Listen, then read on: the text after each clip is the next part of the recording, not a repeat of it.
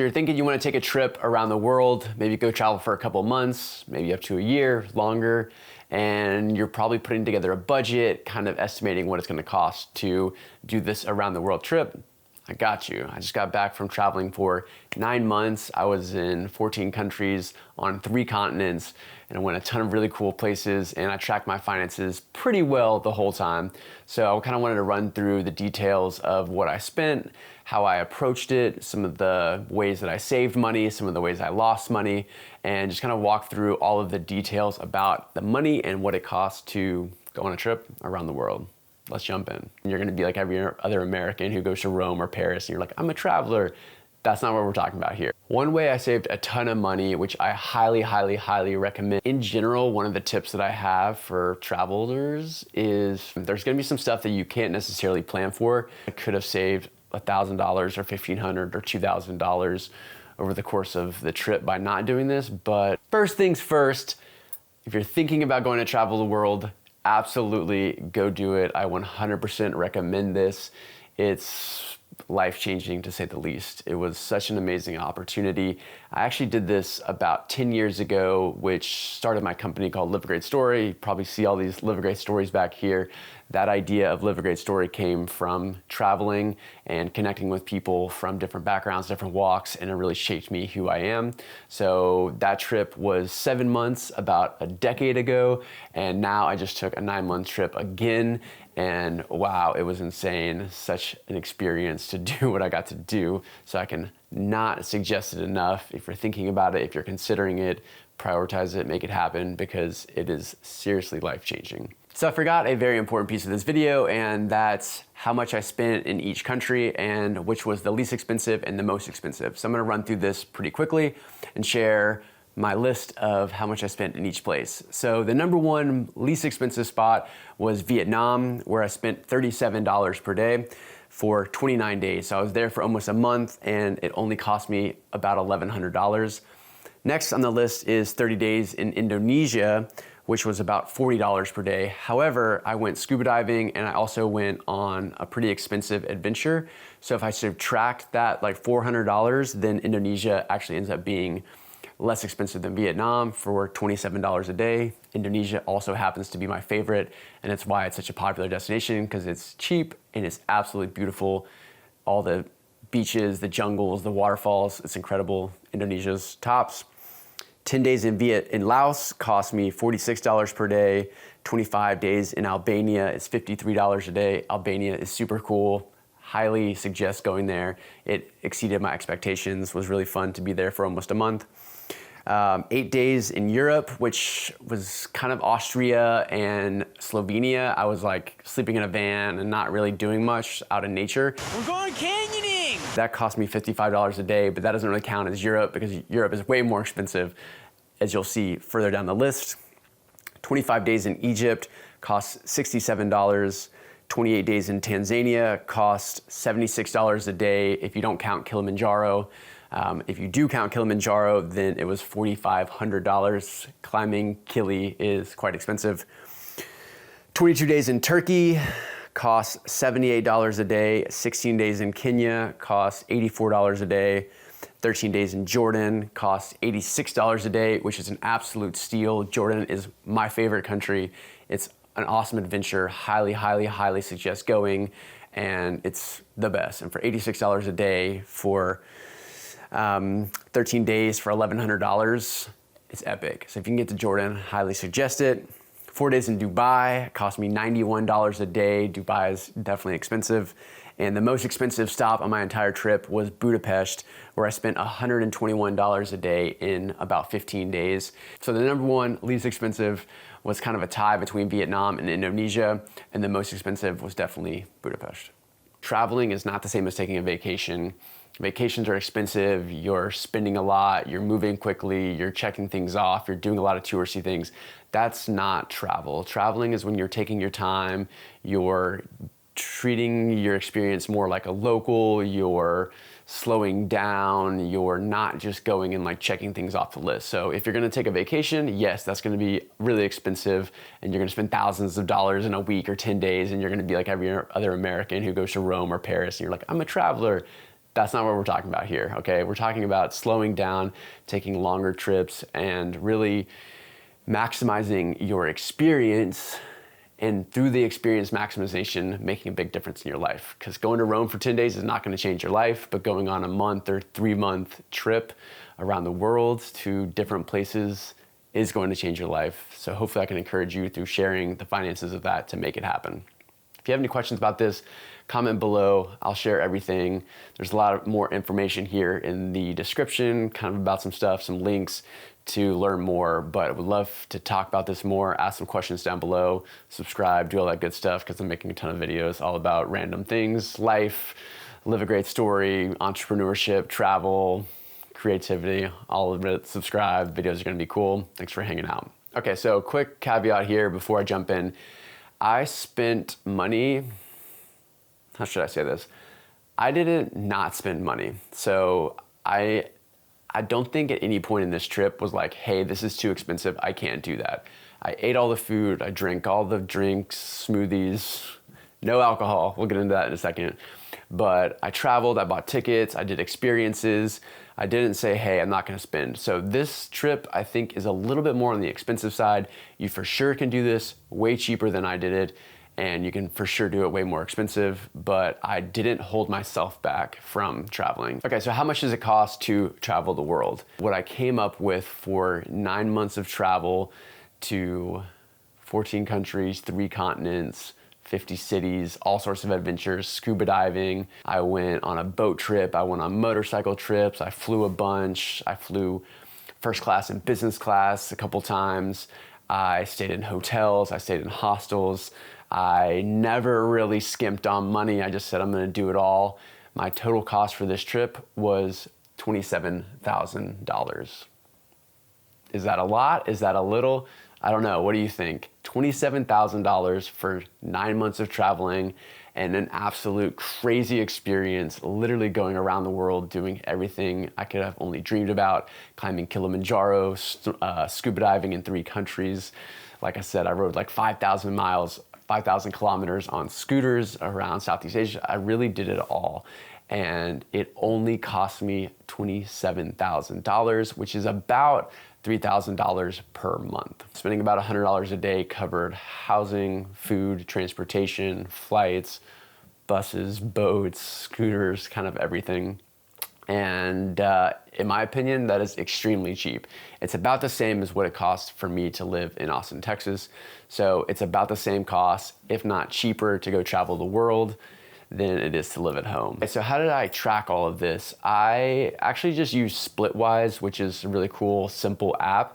And every time I bought something, I just dropped it straight into Splitwise Pro because it let me add infinite entries and then also let me convert to USD. So my numbers on here aren't probably totally accurate with conversion rates and everything, and it gets a little tricky with that, but it was really simple because I always had my phone. I didn't always have data, so it would just work offline and sync when I got back to Wi-Fi.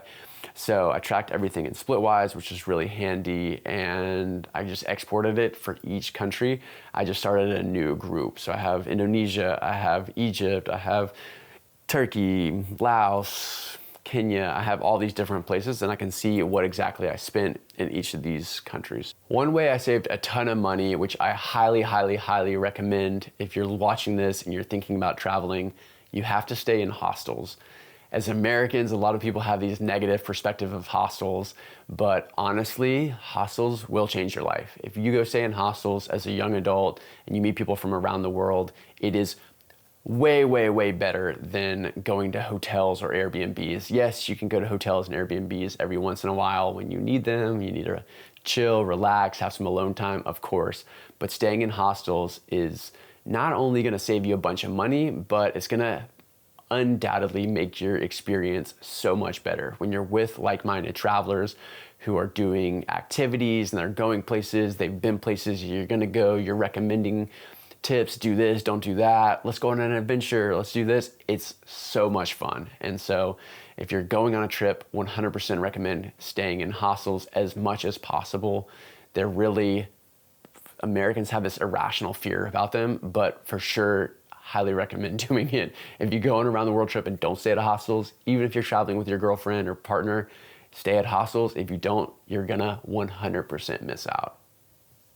Definitely stay at hostels. I can't overstate this enough. If you're planning on going and traveling for a long time, there's gonna be some stuff that you can't necessarily plan for that are just unplanned expenses. So for me, I had a couple of those that really added up pretty quickly. One of those was I messed up my Vietnamese visa, and it totally cost a bunch of money and was really frustrating because I added my name Zach, not Zachary, or vice versa, to the visa application, and they denied me, which costs like a night at a hotel, an extra flight, another flight, and it really ended up costing about $500 in 36 hours or something, which was a significant amount of money considering that like leading up to this, I had spent probably, that's like a month, like 2 weeks or like a week of cost. So in one day, I spent basically a week or 2 weeks in different countries. So these kind of things add up.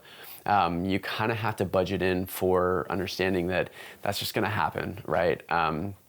It's part of the process of part of being on the road. You don't know what's gonna happen. One of the other costs that added up that I'm so glad that I did was scuba diving. So I went scuba diving, I got certified in scuba in Thailand and in Indonesia, and then in Egypt, I got certified as advanced scuba. So altogether, that cost me about $1,000. So that was also like 5% of my trip. Now, super stoked that I did this. I would 100% do it again. But once again, that's like 5% of my trip that I spent on like 5 days or so of travel. It's just how it works. But you know, those are trade-offs you gotta make. And planning for this, yes, I could have saved $1,000 or $1,500 or $2,000 over the course of the trip by not doing this, but when are you gonna go scuba diving in the Red Sea or in Indonesia, Batu Belong, some of these crazy places, the Komodo Islands? I was like, it's worth it for me to spend this money. And those are trade-offs that you have to make just when you're traveling. Another thing that I unexpectedly spent a lot of money on was developing and buying film. So about 1.5% of my overall budget was through going to develop film in different places. It ended up being a super cool experience to try to figure out how to take film to a dark room in Cairo or Amman, Jordan, or Indonesia or Turkey. I made friends with different photographers and creatives along the way. I actually did a dark room session in Amman where I got to develop my own black and white, which was super cool. So that was like an unexpected cost. I brought my camera. I thought I was gonna have, come back and have all my film done all at once back in Austin, but I'm super glad that I didn't, and that I was able to develop it along the way, because it for sure made me a better photographer when I could like critique and analyze things. So it, cost a decent amount of money. I think it was like, yeah, whatever, like a couple percent, but it was definitely totally worth it. One of the coolest things that I was able to do was take these 2 business class flights. So these business class flights, I was able to save an insane amount of money on. I think both together, if I would have paid cash for them, they would have cost me about $7,000. And I think I only paid about $300. So I saved an insane, like 95% off these flights. And they were absolutely a highlight of the trip, because I flew one business class from Indonesia, 13 hours to Turkey, and then I flew business class on Emirates, which was insane. There was a bar on the double-decker plane flying from Dubai all the way back to Washington, D.C. That was also like a 13-hour trip. And so that was $7,000 if I would have paid cash, but I paid $300 or so because I used points. And if you're gonna go travel around the world, I highly suggest getting credit cards, learning about travel hacking, and using your points. For both of these, I use the Venture X card, which I definitely recommend because it also gives you $300 in travel credits. And I use those $300 to fly all around Southeast Asia for free. So Southeast Asia has really cheap flights. They're like $50, $75. And I was able to book 4, 5, 6 of these flights for free around Asia with that $300 travel credit, which basically wipes out the annual fee of the Venture X card, and also gives you Priority Pass, which was another huge savings. I saved hundreds of dollars in food at airport lounges because of Priority Pass and being able to go into the lounge, eat free food, not have to pay for stuff, have a comfy chair, plug in my computer, grab some Wi-Fi. So if you're gonna go travel around the world, for sure recommend getting the Venture X card. It's linked below. There's a link, you can sign up. It gives you 70,000 points and it will, 70 or 80,000, I'm not sure, but I get a small point commission on this, so sign up for it, highly recommend. Ask any questions down below. It's for sure worth it. If you're gonna go travel around the world, definitely get on your credit card game in between now and when you leave, so you can have these points for free flights or free hotel stays or some of these other benefits, and you just have to be smart with your money, and yeah, you'll get to maximize this value, like some baller, first class, business class seats. One of the ways that I saved probably about $1,000 or more on this trip is not drinking. So I've actually given up drinking. It's been about 2 years since I drank. Just wasn't for me anymore, and I decided to stop. And starting this trip, I was like, maybe I'm gonna go back to drinking. I don't know, it's kind of an international thing. I don't really do it in Austin. My community doesn't drink. But when I got out to the road, maybe that changed. And honestly, I didn't drink at all on this trip, and it saved me a bunch of money by not having to pay for alcohol, which definitely adds up. So at one point I kind of calculated how much it would cost from this drink and that drink, and you know, this much in these countries. I mean, it's really cheap. You can get beers for like $1 or $2 in a lot of places in the world.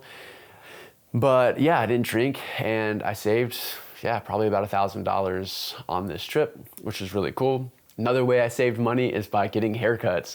You know, haircuts in the US can be quite expensive, getting a shave, getting a cut, and I got cut in almost every country I was in, which was a full unique experience in itself when you're trying to tell a barber, you know, without using words, how to cut your hair, and ended up being like a really cool time. Some places I got ripped off, like in Egypt and Tanzania. Some places it was really cheap, and just was able to have some really unique experiences conversating with barbers and, you know, gesturing. And at one point, one of the barbers in Kenya like pulls out kitchen scissors because they don't even have scissors to cut their hair. So he pulls out like kitchen scissors to trim my eyebrows, and it was super funny.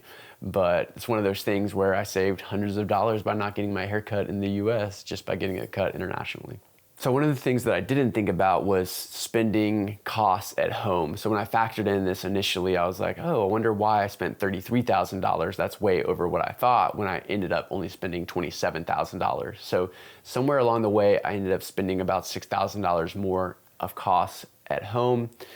Some of this was like a $500 speeding ticket that I didn't pay off. So I was in Turkey and she calls me, she's like, you need to pay this now. And so I had to like call the small town in Texas and pay off this $500 ticket, right? So that adds up. I had car insurance that I was paying for while I was gone because my buddy was using my car.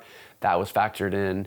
And I had a couple of other random things that, you know, wouldn't really count as traveling costs, but I was paying for them.